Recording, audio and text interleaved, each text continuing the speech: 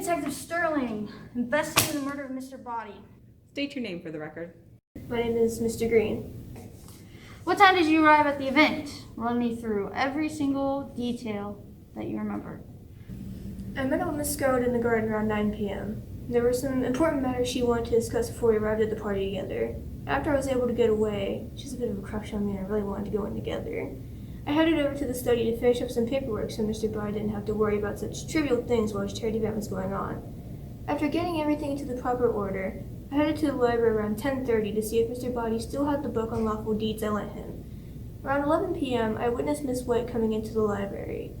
She didn't seem to be the kind of friend John would want at one of his charity events, so I stuck around to see what she was up to. She proceeded to look through some of Mr. Body's important documents. She didn't seem to take anything, but decided to hide in the back of the library to see if she would return. Around 11:30, there was quite the noise going on outside the room. I started to go see, but suddenly the lights went out. I tried to head towards the door, but suddenly I tripped. The light came back up, and to my surprise, Mr. Body's body was there, on the floor, dead. I noticed you were invited, Mr. Green. Tell me why you were there. To finish up the paperwork, of course. Don't you listen after you ask your questions?